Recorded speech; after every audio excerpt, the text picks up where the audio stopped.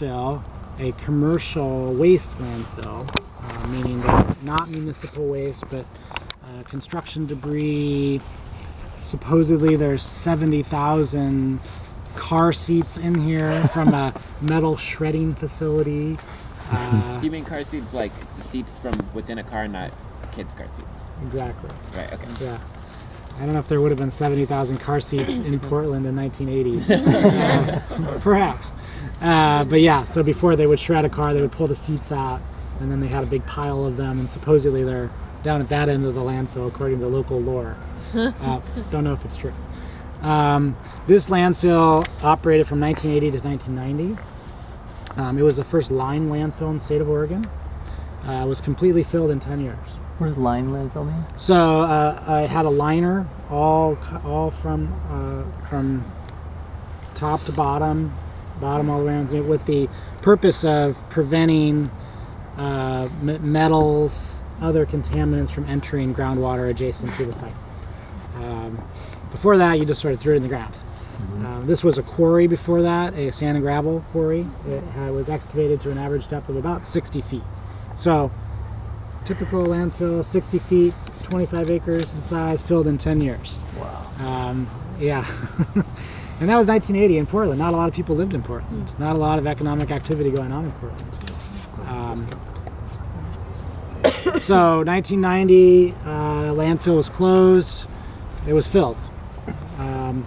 And they actually opened a landfill over at 82nd and around Madison High School. So that landfill over there opened after this one. The owner-operator at the time was a kind of a bad player in the neighborhood, and just generally. They installed a methane collection system, which they were required to do as part of their closing. Unfortunately, they didn't do a very good job, and methane was detected off-site in the basements of people's homes. So as organic material breaks down in an anaerobic, oxygen-starved environment, it creates methane. So the state took it over in '95 as part of an orphan site program and made repairs to the system, made repairs to the liner because there were underground fires as well. Eventually it was made safe and turned over to the city of Portland for development as a park. This neighborhood, Cully, is one of the most park deficient neighborhoods in the city of Portland and the 3-county region. We had one, up until 6 months ago, we had one park in one of the largest neighborhoods in Portland by geographic size. It was a 4-acre park with a dog park in it, no other facilities on it. The neighborhood for 20 years has advocated for development of this site as a park. It's pretty flat, it's really great views, and it's very large and pretty accessible, especially to the eastern half of the neighborhood where poverty is concentrated. In 2000, the city finally took ownership of it and put it in its capital improvement plan for development as a park. Never allocated any money towards development of it as a park. So in around 2005, the neighborhood and Verde got involved in advocating for development of a master plan, which is what you need before you can have it developed as a park. Created a master plan by 2008. And then in 2010 got tired of waiting for the city to build it and said, well, we'll build it ourselves, which hadn't really happened in the city of Portland before, especially on a park of this scale.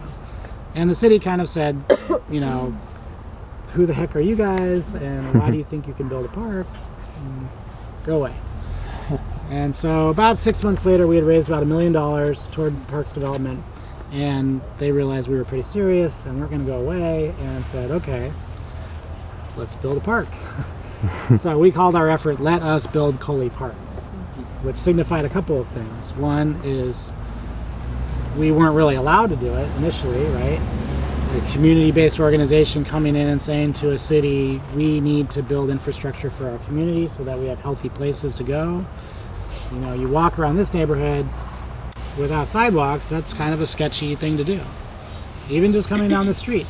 People don't feel safe coming down the street because of the significant drug activity and crime activity that for many years took place at that trailer park at the head of the street. and it looks like you're entering a trailer park and not a public street that leads to single-family residences. So those kinds of perceptions in a community are really important and dictate how you behave. And if you can't walk safely somewhere, you're not going to go somewhere. And if you don't have sidewalks, you don't walk. Your diabetes rates go up. Your heart disease rates go up. All those things. We know all that stuff. So a park became very essential as part of both community building strategy, bringing wealth into a neighborhood in terms of an asset the community needed, but also as a basic health need.